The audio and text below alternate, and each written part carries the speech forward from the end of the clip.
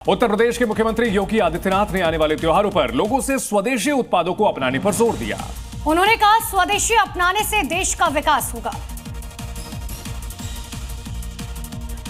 रक्षाबंधन का त्योहार नजदीक आ रहा है, लिहाजा ऐसे मौके पर बहनों को तोहफे के रूप में स्वदेशी उत्पाद देने की सीएम योगी ने अपील की है। वोकल फॉर लोकल के मंत्र को अपनाने और मेक इन इंडिया को बढ़ावा देने के उद्देश्य से योगी ने अलीगढ़ में लोगों को यह मंत्र दिया और कहा कि घर में जो भी नया सामान आए वो स्वदेशी ही हो।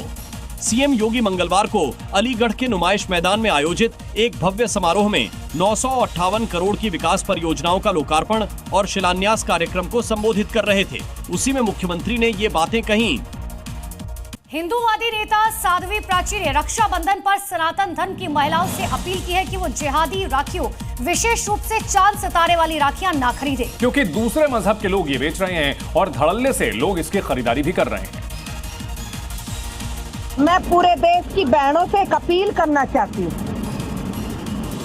कि अपने भाई की कलाई पर अति पवित्र राखी बांधना, जिहादियों के हाथ की राखी कतई मत बांधना। हिंदूवादी नेता साध्वी प्राची का ये बयान जबरदस्त वायरल हो रहा है। दरअसल रक्षाबंधन का त्योहार काफी नजदीक है।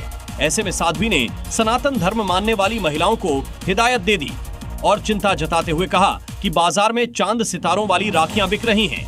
ऐसे में सनातन धर्म को मानने वाली महिलाओं को ऐसी राखियां नहीं खरीदनी चाहिए, क्योंकि दूसरे मजहब के लोग चांद सितारे वाली राखियां बनाकर बेच रहे हैं। साध्वी के इस बयान पर हंगामा खड़ा हो गया है।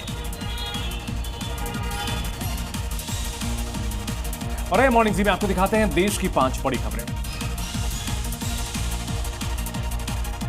बिहार चुनाव को लेकर सभी राजनीतिक पार्टियां एक्टिव दिखाई दे रही हैं। इसी बीच पीएम नरेंद्र मोदी 22 अगस्त को एक बार फिर से बिहार के दौरे पर जाएंगे। इस दौरान पीएम मोदी गयाजी में एक आम जनसभा को संबोधित करेंगे, जहां से पीएम मोदी बिहार चुनाव सभा से पहले राज्य को कई विकास परियोजनाओं की सौगात देंगे। इस दौरान पीएम मोदी की जनसभा में सीएम नीतीश कुमार भी मौजूद रहेंगे।